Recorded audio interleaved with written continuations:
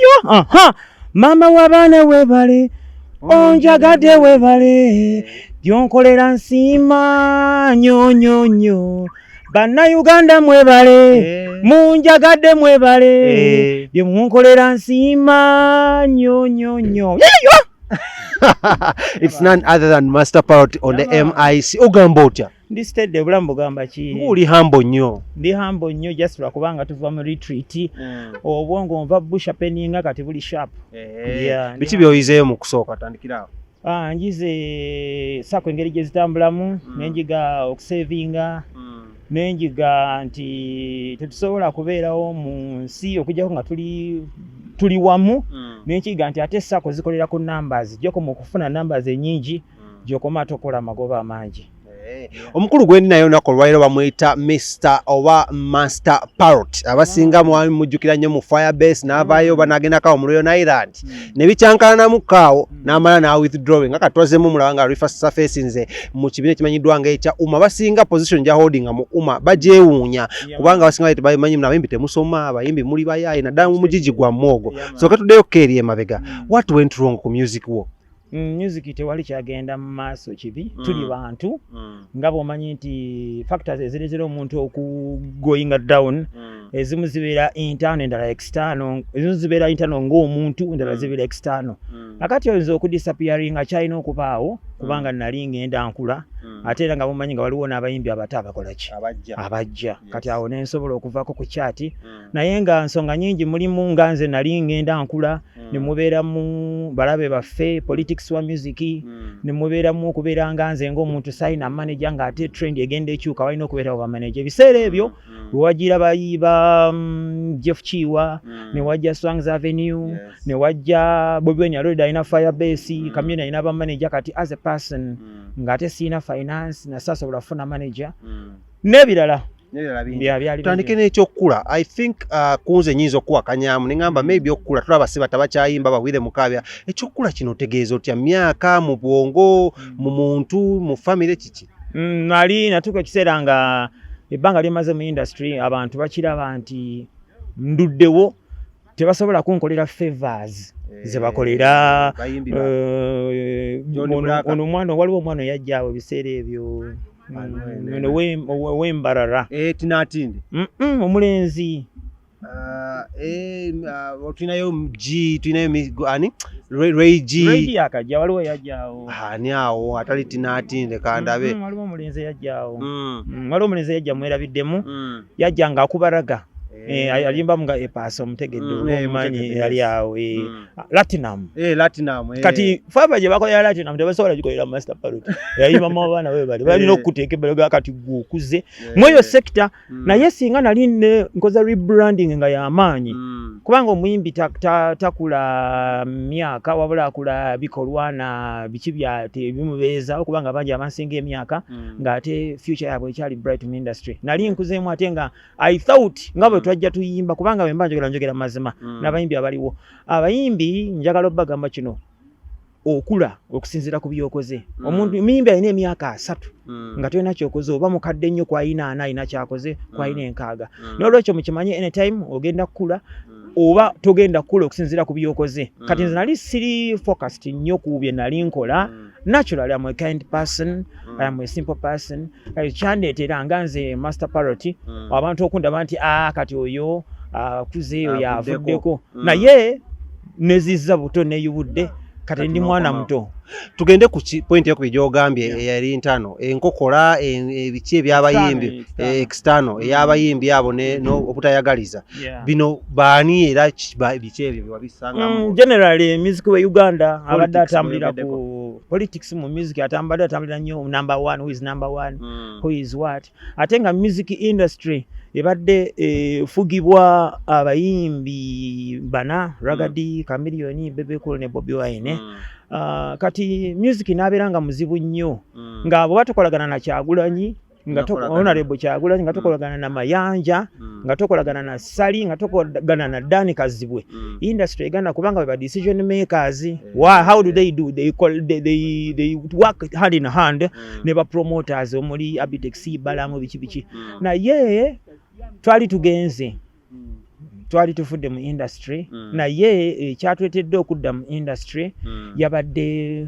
ensi ekyuka ekitegeera era omuyimbi nga Eddie Kenzo era olaba kyakoze akikoledde ku internet bayimbi bangi nnyo bafuna sente ku internet ng'ogyeko okufuna sente they are becoming superstars nga bakozesa internet. Olinga agamba munno abayimbi bano abana bayogeddeko Honorable Kyagulanyi katubike Bobby Wine Bebe Cool Chameleon Dan Kazibwe that is Ragadi balina politics gwe bazikuzannya oba enkokola zibakokola munno zakuletera n'okuva mu kuyimba. Omuyimbi ng'omuyimbi alina okulwana okulaba ng'abaawo ku chat ate omuyimbi omulala bw'ajja n'afuuka star aba agendeza ku market yo n'omuyimbi aliwo so they had to do anything kati njogera nga artist nga sigambye ono to see that many musicians Tigan Master Parrot, Clever J, Chagayagayo, Kid Fox, Ronnie Bantan, Red Bantan, eyo abo batuba ngo batukubisa politics na ye kintu kyagaziye ate we kyagaziye bwe kiti nti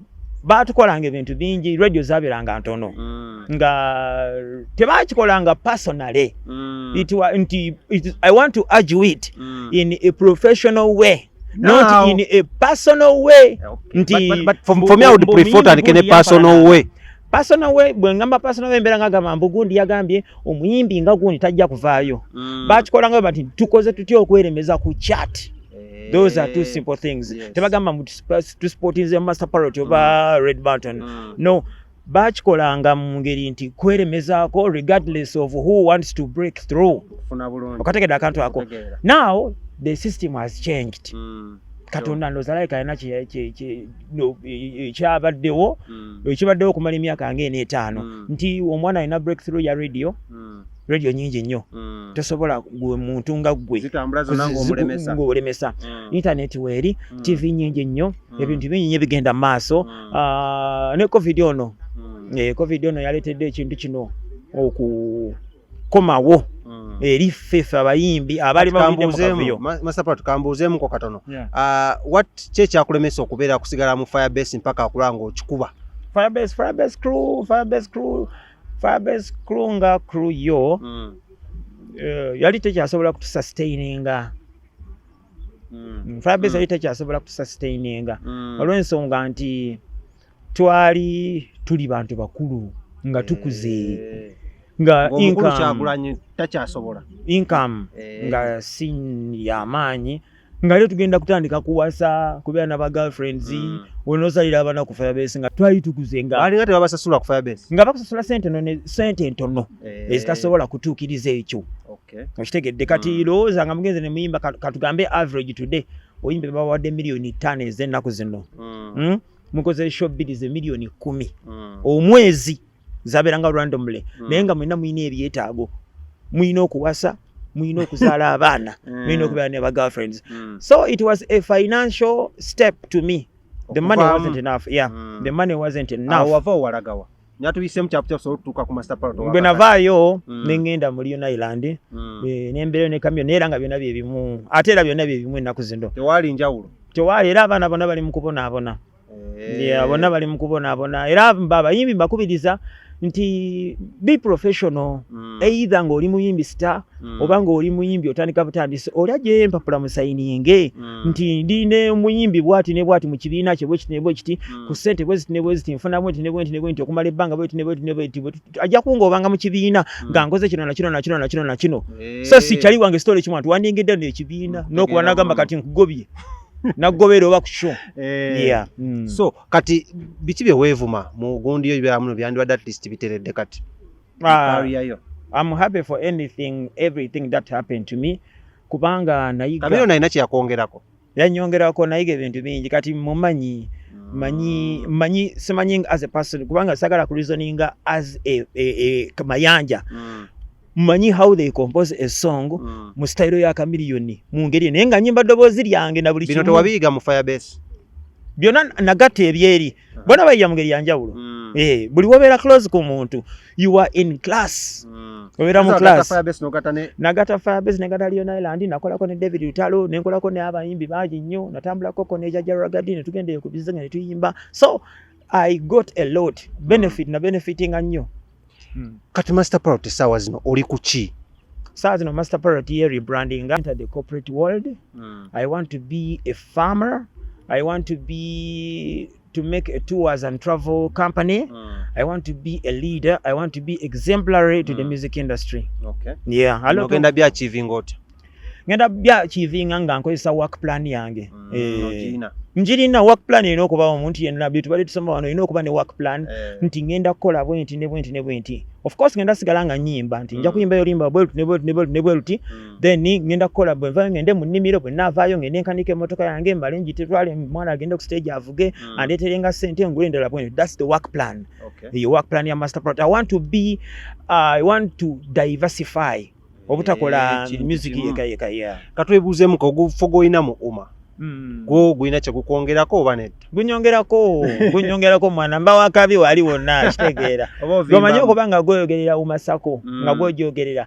By the way they spotted me ne bandaba nayingira uma waisebanga sidene nnyo naye Katonda ndoza yambika kakasubi ate ne foundation yange ya mama wange gye yampa ne kubera ne ba Kyagulanyi abo ngojeke bya art nabo bali God fearing nga balina bibangattako.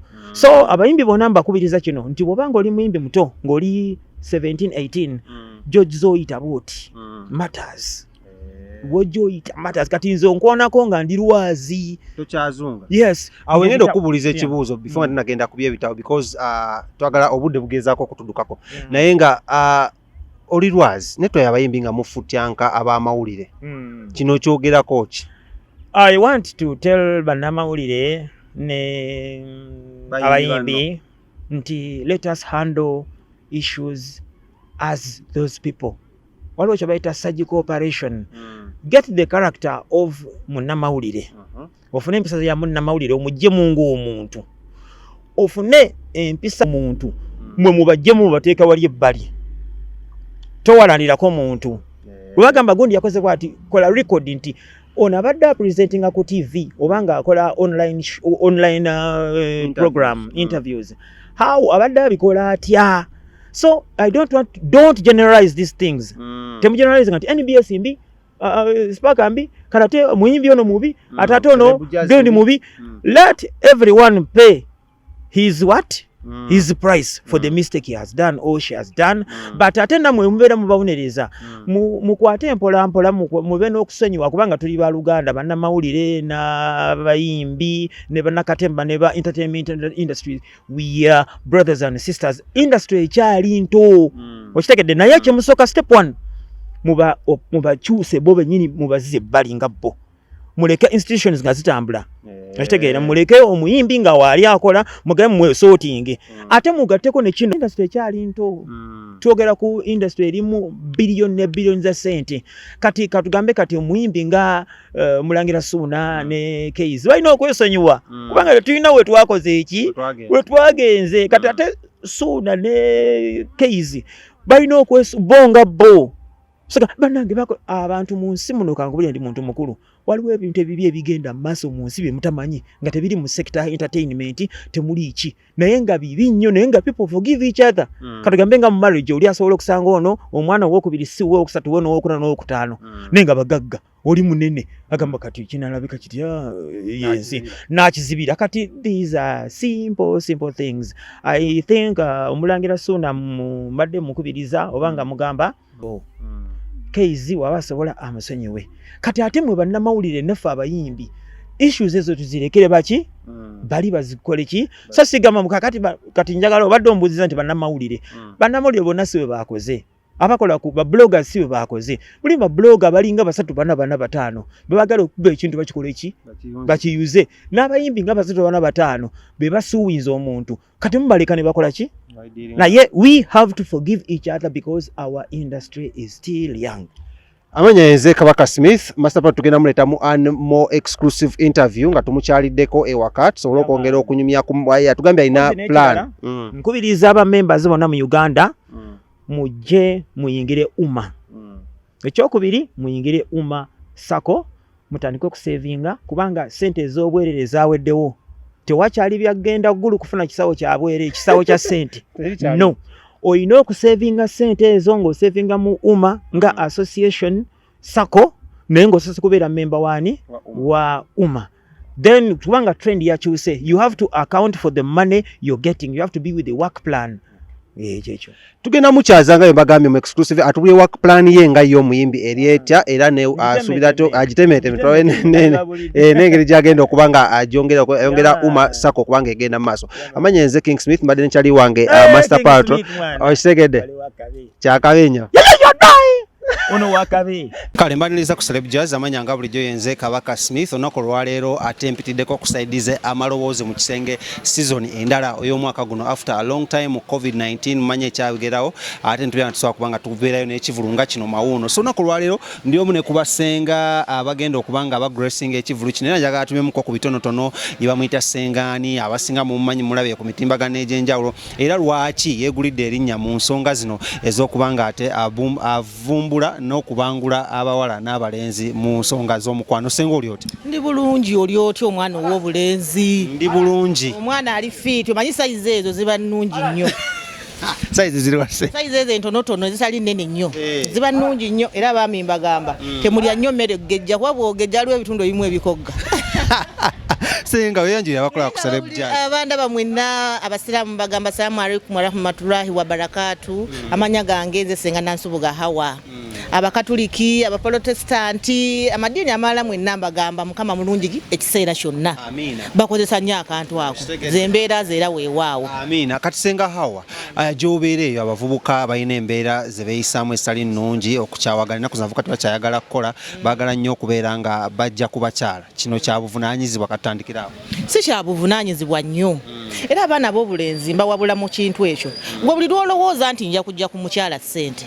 Omukyalo ono kitegeeza nti aba takwagala nga ggwe naye aba akuwa buwi osobola okukola ki okuba nti obeera naye kati ne mu sexi omubeera mu sexi ebintu ebyo oli asooka n'alowooza akasente ke n'agamba kugamba ali mu kazanyo kuba leero ngenda muwa mmeka ate n'oli n'akuba leero anampa mmeka kwegamba obwongo bubeera ku ki ku ssente ate ng'ekintu kya sexi kivaawa ku bwongo era kyova oli amu n'agamba nti mmala eddakiika 2 kati oli ayinza okutandika ali ne munne mu kazannyo ate n'alyoka amusindira jajjange yafe egindi bangoba mu nnyumba akamyukange kazadde manyi kapa yavuddemu olubuto kati ono abadde n'amanyi agenda okulira ageesala mpola ekivaamu nti eddakiika 2 kati awo nga kigenza. Omukwano gwandibadde gwa nsimbi oba gwa nsimbi oba gwa kasente oba gwa bintu biri material nti sooka kungulira kino nagenda okankuwa akaboozi onembeera naye mu kisenge osooka kukola kino nekwankola kino tegwetaagamu yadde n'ekyo kati abagenze mu ekyo abanga omuntu kutugambe nti twali kikozesa nti yeetunda ate kyesaagala kukozesa mu lulimi kubanga abantu boogera nnyo bagamba nnyo abaana abo nti beetunda naye tetumanyi embeera z'abatwalayo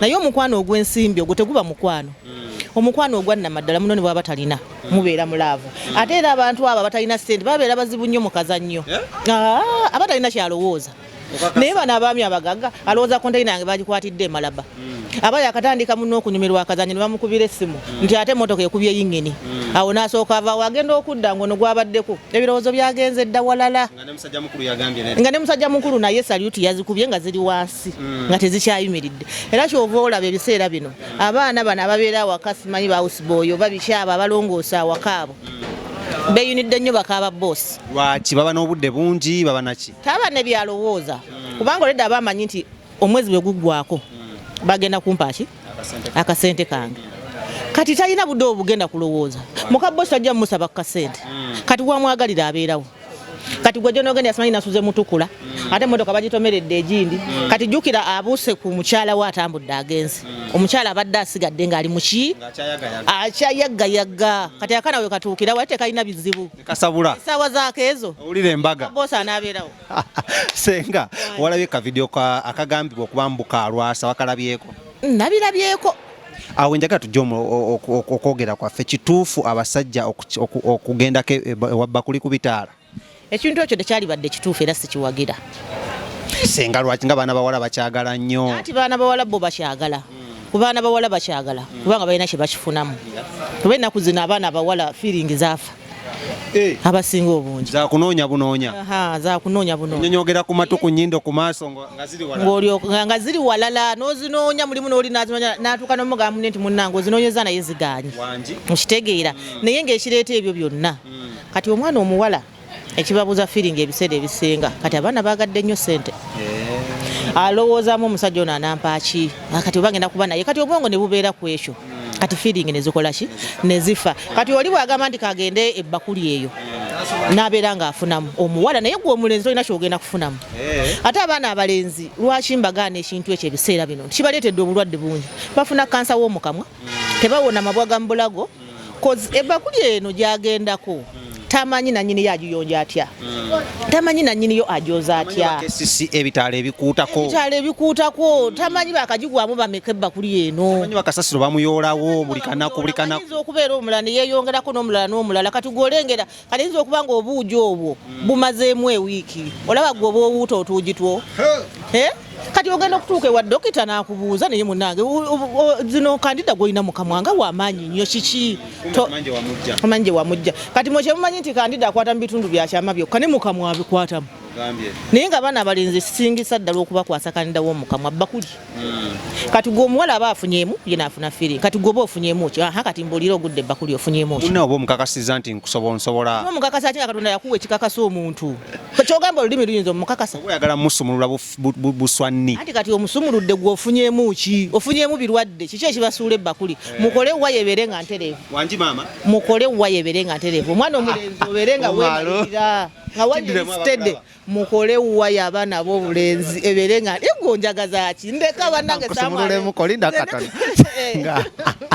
omusajja oyakkiridde oyakyadde ku bitaala bya bbakuli twagenze olanga n'omukyala asumulukusenga ensulo zonna ziyiwa buyiyi kituufu olina kusooka kugenda ku bitaala bbakuli ensulo nezooka zisumulukuka ku sayidi y'omukyala ensonga eyo bwogenda ku kintu ekiyitibwa ekyo ekyebbakuli omukyala asumuluka naye kyenkugamba nti gwe omulenzi oba tolina kyofunyeemu okujjako okufunamu ebirwadde oba okitegeera ekyo kyekisinga abakyala ebiseera ebisinga bakyagala nnyo ate abaami n'abayagala nabo bagira okwata omuzindalo n'atesitinga microphone ate abo abalenzi namukwano gwange Umaru ayagala nnyo omutesitinga microphone Umaru lumu omuntu ajja kuluma osigaze ekitundu ze nkubuulira ojja kusanga omuntu atamanyi kutesitinga microphone ekitundu ajja kisigaza mu kamwa wangi maama abaana bafuna amabuwa natuuka mu ddwaliro nga yajjanja bantu wabadde ki kati omusaba mubuuza wabadde ki ekitundu kiri wanga tewakyali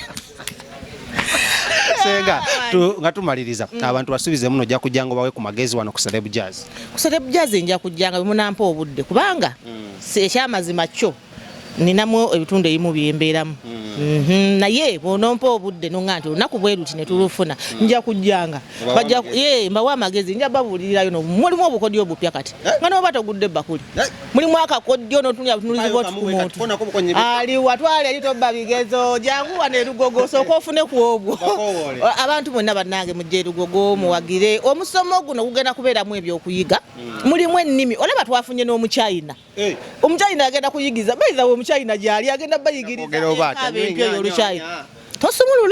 tosumulula luwombo lino omuchina wali bannange njagala mujje munyumirwe tugenda kubeerayo musome muyige mufune ku ddagala lya ssenga buli kimu abaana b'obulenzi era bannange simanyi nakumanya mwe mujje ng'obudde bukyali akwagala akusangawo nze njagala nsanga kusala amaloodi awo ekibuye nkolerawo ku muzikiti baguyita Hidaya Masigidi okulinana Hidaya Masigidi wakanamba sagala nnyo okotogera ssenga wange bawa akanamba artist abagala ennamba yange eri 07 45 27 71 waliwo n'ebirala byenkolako senga ono ngenda mweyongeza mubayitere nga wano ku Celeb Jazz every week tugenda atiskolangayo program emu naye tumubaleetere asobole obbasomesa ate musobola okubanga mumufuna amanya nze King Smith sikoze nzekka nnyo bigging up kyali wange abadde ku kamera muyita Umaru webale nnyo okubanga okwata program eno okulala tugituusa eri abantu genda nsawo subscribing assalamu alaikum warahmatullahi wabarakatuh.